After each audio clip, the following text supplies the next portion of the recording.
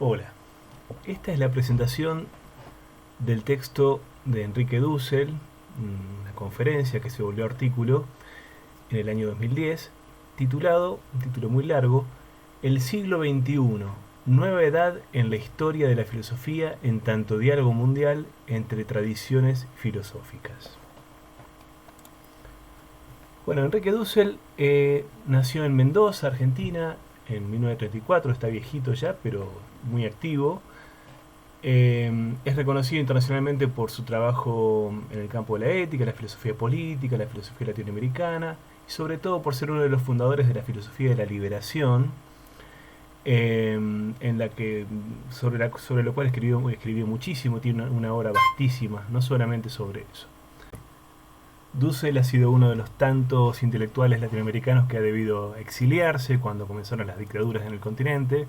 Concretamente la Argentina empezó en el 76, pero ya en el 75 se la veía venir. Bueno, y él desde ese año está en México y trabaja activamente allá. Es profesor emérito de la Universidad Autónoma Metropolitana. Tiene una cátedra extraordinaria en la Facultad de Filosofía y Letras de la Universidad Nacional Autónoma de México y muchísimas actividades más, y está plagado de reconocimientos internacionales, doctorados honoris causas. Tiene una formación muy vasta también, ha sido formado en Francia y otros lugares también.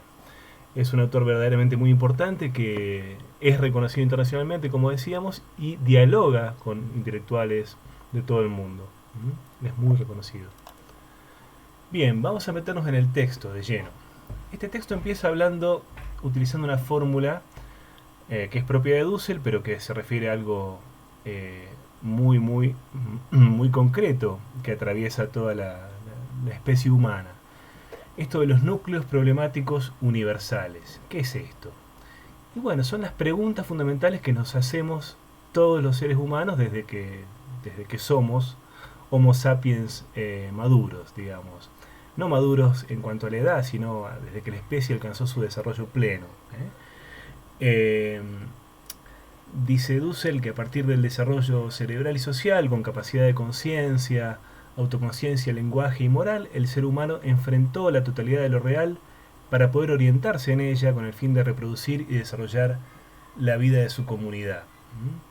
Así empezó a formularse esas preguntas fundamentales que todavía hoy nos hacemos. Y que vemos citadas aquí en estos ejemplos. ¿Qué son, por ejemplo, y cómo se comportan las cosas reales en su totalidad, los entes, como se dice en filosofía, desde los fenómenos astronómicos hasta la simple caída de una piedra o la producción artificial del fuego? ¿Qué es el ser humano mismo? Que pregunta. ¿En qué consiste el misterio de su propia subjetividad, el yo, la interioridad humana? ¿Cómo puede pensarse el hecho de la espontaneidad humana, la libertad, y cuáles son los buenos y malos comportamientos, según nuestra reflexión, según nuestra cultura, según nuestro orden cultural? ¿Cuál es el ordenamiento justo del mundo social? ¿Cómo debe estar organizada la sociedad? Esta es una inquietud, como todas las que vengo mencionando, que nos atraviesa incluso hasta hoy mismo, Y por último, el último ejemplo, ¿dónde está el fundamento último de todo lo real, del universo en su totalidad? Y la pregunta filosófica, ontológica más profunda, ¿por qué hay algo y no más bien nada? ¿Por qué hay algo? ¿De dónde sale todo esto que nos rodea? ¿Podría no estar? Bien, estos entonces son ejemplos de preguntas filosóficas que se ha hecho el ser humano desde que es ser humano en todas las culturas. Por eso se le llama núcleos problemáticos universales. Lo universal es aquello que se opone a lo particular, que atraviesa a todos los casos particulares, o que es propio de todos los casos particulares. Bien, son universales porque son entonces transculturales, atraviesan a todas las culturas, atraviesan a todas las particularidades culturales, y destaca Dussel que son siempre racionales estos interrogantes y reciben respuestas que son siempre racionales. Ya vamos a ver por qué poner el énfasis en lo racional. Estas preguntas son los por qué universales entonces que no pueden faltar en ninguna cultura o tradición y que por tanto están presentes en todas las grandes culturas conocidas, la europea, la china, la hindú, la latinoamericana, árabe, africana, etc. El contenido y modo de responder a estos núcleos problemáticos desatan, lanzan y disparan desarrollos muy diversos de narrativas racionales. Otra vez resaltado, las respuestas siempre son racionales. Si por racionales se entiende el simple dar razones o fundamentar, procurando interpretar o explicar los fenómenos, es decir, lo que aparece a nuestro alrededor. Eso significa fenómeno, lo que aparece. Bien. Hay dos tipos de respuestas a estos problemas fundamentales, universales, a los que nos venimos refiriendo. Y estas respuestas, siempre racionales, resaltémoslo una vez más, a esos núcleos se expresan, estas dos formas son históricamente sucesivas. En un primer momento se dan las narraciones míticas, en las que predomina la racionalidad simbólica. Ya vamos a ver un poco mejor qué es esto, sobre todo en unidades posteriores, ¿no? Pero también aquí. Y en segundo lugar, los discursos con categorías filosóficas en los que predomina la racionalidad lógico-empírica. Lo empírico se refiere a la empiria, que no es otra cosa que la experiencia sensible, lo observable, lo comprobable en la vivencia sensible, ¿no? Lo que podemos ver, tocar, oír. Bien.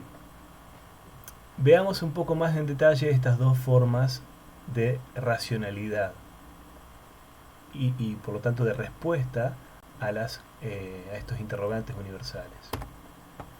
En primer lugar, entonces, las narraciones míticas. La producción de mitos fue el primer tipo racional de interpretación o explicación del entorno real, y estas narraciones se caracterizan por, aquí yo mezclo algunas categorías, alguna terminología del propio Dussel con otra agregada por mi cuenta, extraída de otros textos, de otras lecturas. Entonces, los mitos se caracterizan por la racionalidad simbólica, es decir, el uso de imágenes, metáforas o figuras con múltiples significados, con diversos significados, que no admiten una lectura única, que tienen una fuerza semántica, ¿no? La semántica se refiere al significado, una fuerza, una carga semántica muy, muy fuerte, muy intensa. Por otra parte, el predominio de la fantasía por sobre lo empíricamente observable. Acabo de explicar lo que era empírico, ¿no? Lo que se puede percibir. Predomina la fantasía, las figuras de la fantasía. Hay un fenómeno empírico concreto como por ejemplo la lluvia, y el pensamiento mítico imagina, no solamente se limita a percibir la lluvia, sino imagina una serie de divinidades que están produciendo la lluvia, por ejemplo mediante su llanto. Pongamos un ejemplo así bastante simplón, pero para que entiendan a qué me estoy refiriendo. Otra característica, la tendencia a pensar bajo formas humanas, esto es a antropomorfizar, antropos, hombre, morfé, forma, ¿no? Dar forma humana a lo no humano. Entonces yo pienso, por ejemplo, a un árbol, le otorgo, o a una vaca, le otorgo, le proyecto comportamientos, pensamientos, por ejemplo, un alma o una forma de pensar humanos. Lo mismo puede ser a un gran tótem o a un cerro. Proyecto lo humano en lo no humano. El animismo, lo que ustedes conocen como animismo, es justamente proyectar un alma en aquello que no tiene alma, ¿no? Bien, otra característica, la ambigüedad, ambivalencia o imprecisión. Esto tiene que ver con lo que decía más arriba, es propia de lo simbólico, ¿no? la multiplicidad de lecturas, la ambivalencia, la ambigüedad. La falta de rigor argumentativo, ¿no? Hay un mayor conformismo con la argumentación. Y bueno, por ejemplo, por poner un ejemplo que alguna vez habrán escuchado, ¿en qué está sostenido el mundo? El mundo, mi cultura, mi mito lo concibe como como una especie de, de esfera, de círculo plano, ¿no? Y está apoyado en una gran tortuga. ¿Mm? ¿Y en qué se apoya la tortuga? Ah, bueno, no me preguntes más, ¿no? Ya está, la tortuga es el fundamento y hasta ahí me pregunto. ¿Mm? Falta de rigor argumentativo. Estoy banalizando mucho, pero nos referimos a que son como relatos, cuentos, podríamos decir así, pero no son meramente cuentos, no son meramente ficciones, que, eh, que no tienen que se acercan a un pensamiento infantil, en ese sentido, no tienen un rigor argumentativo demasiado fuerte. Eh, Ejemplos de mitos. Bueno, los mitos judio-cristianos de la creación, de Adán y Eva, del diluvio universal, ¿eh? O por ejemplo los mitos de la cultura andina, entre nosotros, ¿no? Mitos sobre el dios Inti, el dios Sol, ¿no? Sobre la Pachamama, sobre los achachilas, los cerros, etc. Bien, hay muchísimos más ejemplos que se podrían dar, pero no quiero alargarme demasiado. En segundo lugar, entonces, el otro tipo de racionalidad, que serían los discursos categoriales filosóficos o los discursos con categorías filosóficas, o bien las narrativas con categorías filosóficas. También podemos llamarles narrativas, aunque no sean propiamente mitos, o sea, ni relatos en ese sentido. Bueno, aquí hay que valga la redundancia, desmitificar una idea muy difundida que consiste en concebir el pasaje del mitos al logos, del pensamiento mítico al pensamiento filosófico, como un salto brusco de lo irracional a lo racional, y que encima se habría dado solamente en Grecia, como vamos a ver en un momento. Bueno, esto no es así. No es un salto de lo irracional a lo racional, o un pasaje de lo irracional a lo racional, sino un pasaje gradual desde una racionalidad determinada, predominantemente simbólica, a otra racionalidad, una que es predominantemente lógico-conceptual, caracterizada por un mayor apego a, y acá están las características propias que yo seleccioné para intentar iluminar este tipo de racionalidad. El rigor lógico-argumentativo, que no veíamos en el mito, la observación y la comprobación empírica, la crítica del antropomorfismo y el animismo, y aquí, en último lugar, cito un pasaje del propio Dussel, que dice, esta racionalidad entonces es un progreso en la precisión unívoca, en la claridad semántica, es decir, de sentido, de significado, en la simplicidad, en la fuerza conclusiva de la fundamentación, pero al mismo tiempo es una pérdida de los sentidos del símbolo. Hay un empobrecimiento semántico, hay un empobrecimiento en la riqueza de significados que es propia de los mitos. Por lo tanto, siempre en filosofía relativizamos que haya un progreso en la humanidad, ¿no? Fíjense que desde el punto de partida de esta presentación estamos viendo los núcleos problemáticos universales como algo que sigue estando presente, que se repite en todas las culturas y en todos los tiempos y no recibe nunca una respuesta definitiva. Bueno, la idea de progreso en filosofía es siempre muy relativa y no podemos considerar al discurso categorial filosófico como superior a secas al discurso mítico o al pensamiento mítico. Bien, aquí hago una cita de Dussel añadiendo este pedacito yo. Esta diferente racionalidad, dice, se fue dando en todas las grandes culturas urbanas del Neolítico. Las narrativas con categorías filosóficas se fueron dando entonces en India, posterior a los Upanishads, no tiene por qué conocer estos casos históricos, en China, desde el libro de las mutaciones o I Ching, en Persia, en Mesopotamia, en Egipto, con textos como el denominado Filosofía de Memphis, en el Mediterráneo oriental, entre fenicios y griegos, en Mesoamérica, maya y azteca, en los Andes, entre los aymaras y quechuas que se organizaron en el Imperio Inca, etcétera, etcétera. Así, y aquí pone un ejemplo bastante gráfico, Dussel, entre los aztecas, Quetzalcóatl era la expresión simbólica de un dios dual, doble, ¿no?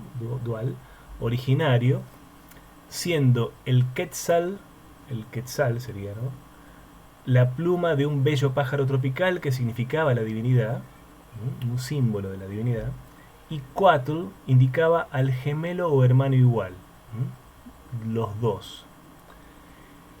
Dice, Dios dual originario, entonces, que los Tlamatinime, los que saben las cosas de la misma cultura posterior en el tiempo, a los que Fray Bernardino Sahagún llamó filósofos, denominaban en cambio Ometeotl, de Ome, dos, Teotl, lo divino, dejando ya de lado el símbolo, dejando de lado la pluma como símbolo. Ya se refieren directamente a lo divino. Esta última denominación, Ometeotl, indicaba el origen dual del universo, ya desde un punto de vista más filosófico, con categorías filosóficas. Un ejemplo incluso cercano geográficamente, culturalmente, de Latinoamérica. Bien, pero el discurso filosófico tampoco se desprende del todo del mito. Fíjense lo que dice aquí Dussel. El discurso filosófico no destruye el mito, aunque sí niega aquellos mitos que pierdan capacidad de resistir el argumento empírico del discurso filosófico. La fuerza empírica, la argumentación empírica del discurso filosófico. Es decir, el remitirse a hechos comprobables en la experiencia sensible. Por ejemplo, los mitos de Tlacaelel entre los aztecas que justificaban los sacrificios humanos para los que había buenas razones, se derrumbaron completamente una vez que se demostró su imposibilidad y además su inoperancia. Por otra parte, hay elementos míticos que contaminan también a los discursos aún de los grandes filósofos. Por ejemplo, Kant, Immanuel Kant, filósofo alemán famoso del siglo XVIII, argumenta en la dialéctica trascendental, que es la última parte de la crítica de la razón pura, su obra más famosa. A Dussel se le escapa crítica de la razón práctica, pero no tiene importancia, es crítica de la razón pura. Kant argumenta en ese pasaje, en esa sección de la crítica de la razón pura, en favor de la inmortalidad del alma para solucionar la cuestión del bien supremo, ya que recibiría después de la muerte la felicidad merecida en esta vida terrenal. Bueno, hay una argumentación de Kant ahí muy puntual que no vamos a reproducir, pero Kant termina argumentando a favor de que, bueno, se nos impone como racional la creencia, la fe en la inmortalidad del alma, va a decir Kant, ¿no?, desde un punto de vista práctico. Bueno, no hace falta que profundicemos en eso, pero simplemente es para ver cómo, bien entrados en la filosofía moderna, encontramos todavía rastros de pensamiento mítico. La inmortalidad del alma no tiene ningún tipo de racionalidad lógico-empírica, digamos, ¿no? Bien, sigamos. Bueno, una idea clave del texto de Dussel, a la que debe prestar mucha atención, es que, y esto está muy bien que lo resaltemos en el comienzo mismo de esta introducción a la filosofía, que es para ustedes la antropología filosófica de su carrera. La filosofía no es un milagro griego. Esto no lo dice Dussel así, pero es una expresión que se hizo bastante popular a lo largo de los siglos en Occidente, concebir a la filosofía como un milagro griego, como algo que solamente surgió en ese momento, en la Grecia en la Grecia antigua porque se reunieron determinadas condiciones y solamente allí. Bueno, aquí yo resalto, la filosofía surgió en todas las grandes culturas, siguiendo a Dussel, y no solamente en Grecia. La filosofía griega es solo la filosofía antigua de Occidente y la más conocida. Y acá cito a Dussel. De allí el error de muchos que, en vez de describir los caracteres que deben definirse como criterios de demarcación entre el mito y el discurso categorial filosófico, tienden a tomar la filosofía griega como la definición misma de la filosofía en cuanto tal. Esto es, confundir la parte con el todo, lo particular con lo universal. Un caso particular no incluye la definición universal, lo que no impide que se indique que la filosofía griega fue un ejemplo en su tipo entre las filosofías producidas por la humanidad y que le tocó históricamente continuarse, prolongarse en las filosofías del Imperio Romano, que por su parte abrió un horizonte cultural a la así llamada Edad Media, europeo-latino-germánica, que al final culminará en la tradición de la filosofía europea que fundamentará el fenómeno de la modernidad desde la invasión de América, la instalación del colonialismo y del capitalismo, y que por la revolución industrial desde finales del siglo XVIII, hace solo 2 siglos, llegará a convertirse en la civilización central y dominadora del sistema mundo hasta el comienzo del siglo XXI. Bueno, una oración un poquito larga que condensa la historia de 2000 años, ¿no? Pero vamos a seguir subrayando algunas ideas fundamentales. Hay una pretensión entonces de universalidad de la cultura europea que se llama eurocentrismo. En realidad el eurocentrismo no es solamente la pretensión, sino el pensamiento que considera como natural y como universal a la cultura europea. El eurocentrismo no es propio de los europeos solamente, sino de todos aquellos que han sido colonizados por los europeos y convencidos por ellos, ¿no? Bien, este eurocentrismo o este helenocentrismo, bueno, ahora lo voy a explicar en el pasaje que leo de Dussel. Esta idea de predominio del europeo produce un fenómeno de ocultamiento y distorsión en la interpretación de la historia que Dussel denomina helenocentrismo y eurocentrismo, aunque no inventa él la fórmula, lo cual impedirá tener una visión mundial de lo que realmente ha acontecido en la historia de la filosofía. De no aclararse estas cuestiones por medio de un diálogo actual entre tradiciones filosóficas no occidentales, bueno, al decir occidental decimos europeo occidental, ¿no? La denominación occidental, para quien no lo sepa, proviene de la Europa occidental, que es justamente la que conquista y coloniza el resto del mundo, ¿no? Hoy por occidental entendemos básicamente Europa, Estados Unidos, Canadá, Australia, Nueva Zelanda. Esos son los grandes los países occidentales, aunque no estén geográficamente situados en el oeste del planiferio, digamos, ¿no? Pero todos provienen de la cultura europea occidental.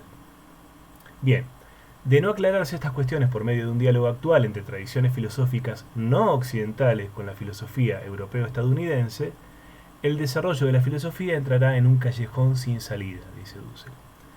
La filosofía moderna europea confundió el dominio económico-político de su cultura. Atención con esto, una idea muy, muy importante. La filosofía moderna europea confundió el dominio económico-político, militar de su cultura y la crisis consecuente de las otras filosofías regionales, que fueron sometidas, que fueron saqueadas, que fueron expropiadas, confundió eso con una eurocéntrica pretensión de universalidad que debe cuestionarse. Es decir, en otras palabras, la filosofía moderna europea no se impuso por su superioridad lógica, sino se impuso por la fuerza de la economía y la fuerza de las armas y la fuerza de la conquista. No se trata solamente de una superioridad, o no se trata de una superioridad puramente filosófica. Bien, entonces, aclaradas estas cosas, Dussel viene a plantear, es uno de los autores, de los muchos autores que vienen a plantear a comienzos del siglo XXI, que hoy el diálogo filosófico intercultural es posible y necesario. La pretensión universalista de la filosofía europea occidental termina cuando los filósofos de las otras tradiciones filosófico-culturales toman conciencia de su propia historia filosófica y del valor situado de las mismas, de esas tradiciones postergadas, regionales. Todas las filosofías situadas inevitablemente en alguna cultura pueden, sin embargo, dialogar con las otras a través de los núcleos problemáticos comunes. Estos núcleos problemáticos universales que dieron lugar a la filosofía en las distintas, de manera aislada, en las distintas culturas, en los distintos barrios del mundo, podríamos decir así. Ahora que esos barrios están profundamente interconectados a partir de la colonización, de la conquista y de la globalización capitalista, bueno, a partir de los mismos núcleos problemáticos universales puede empezar a haber un diálogo intercultural, interfilosófico, dice Dussel.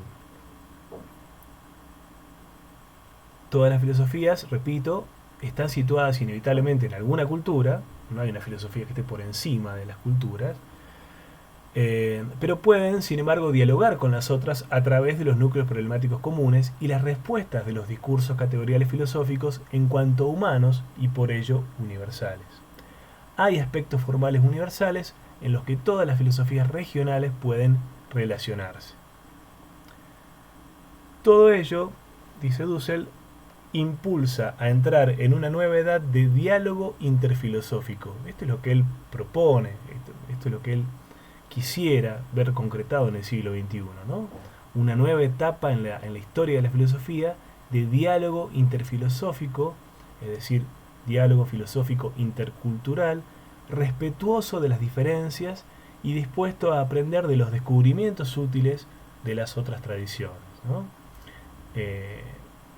Toda tradición tiene algo que aprender de las demás, hay rasgos originales y útiles en todas las culturas, y es imposible que una pueda prescindir por completo de las otras, como se ha creído hasta hoy.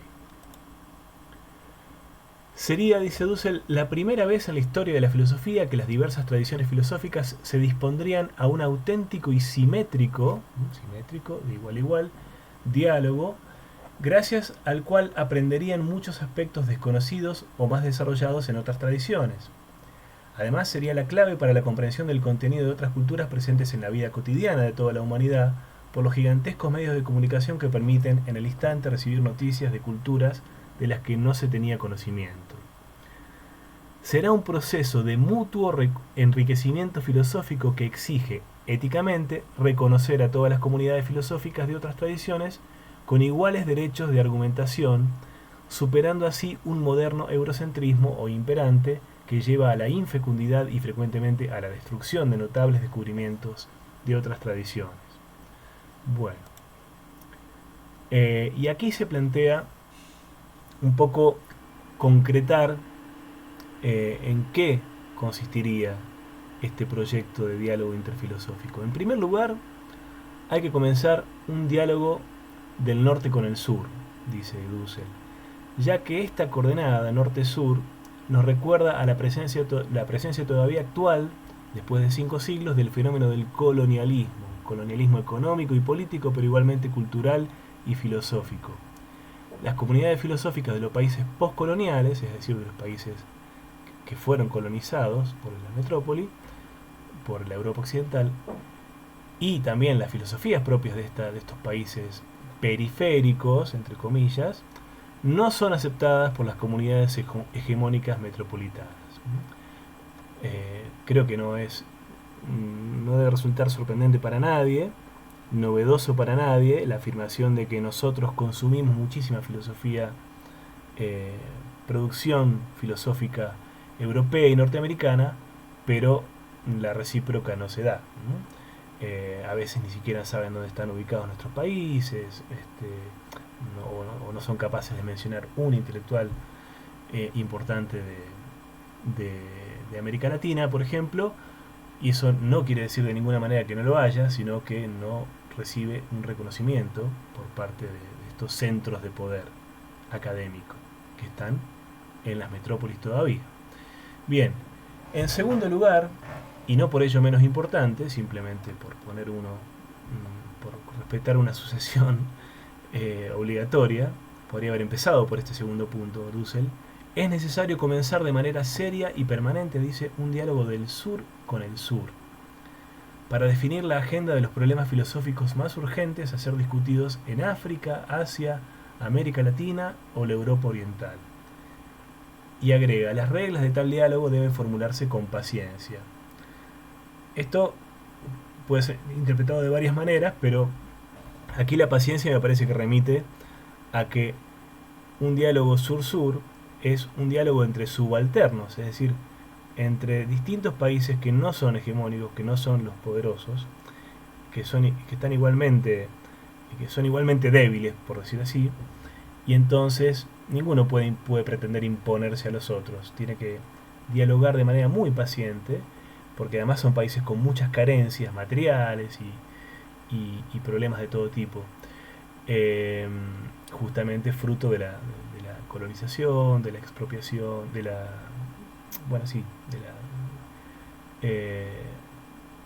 del saqueo que impone todo tipo de colonización.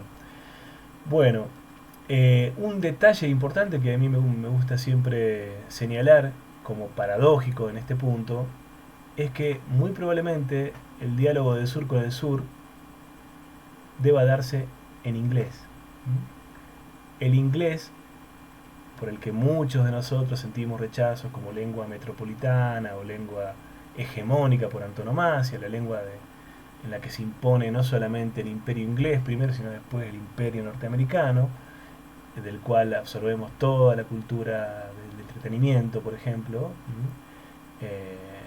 ¿Cuántos de nosotros, creen que cuántas personas creen que las películas son solamente las películas de Hollywood, ¿no? O las series son solamente las series norteamericanas? Bien, este diálogo sur-sur, paradójicamente, debe darse en la lengua en la que han sido conquistados casi todos los pueblos de África, por ejemplo, o una buena parte de los pueblos africanos y asiáticos, que es el inglés. Asia Menor, África. Bien.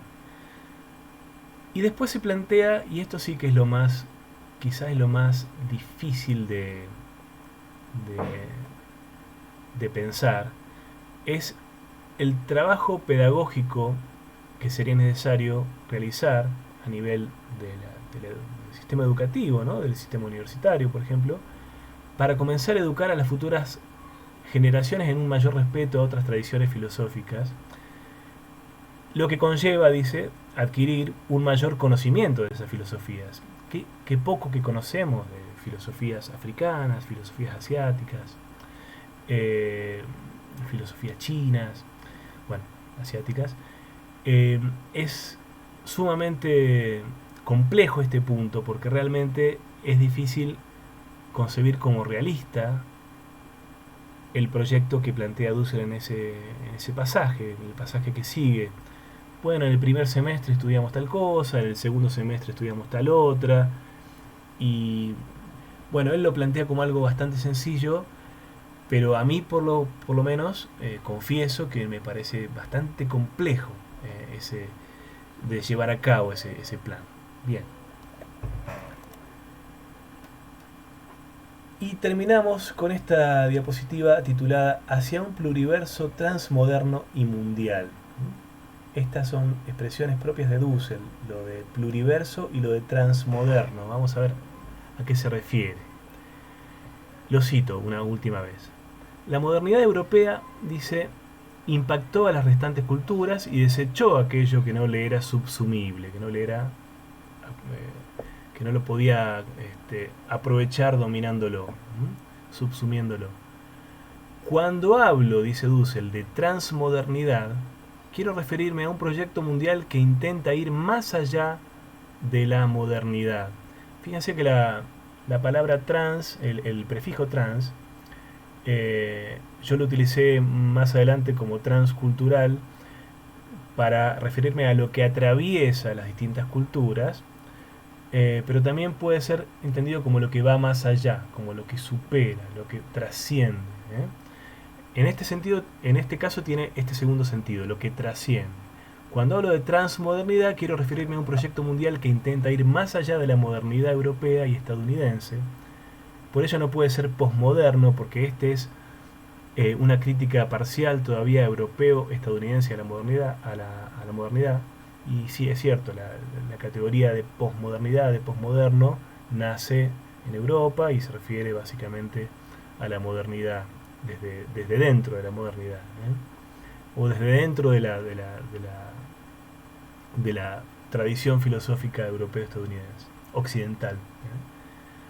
Se trata, en cambio, perdón, de una tarea, en nuestro caso filosófica, que tiene como punto de partida el afirmar lo declarado por la modernidad como la exterioridad,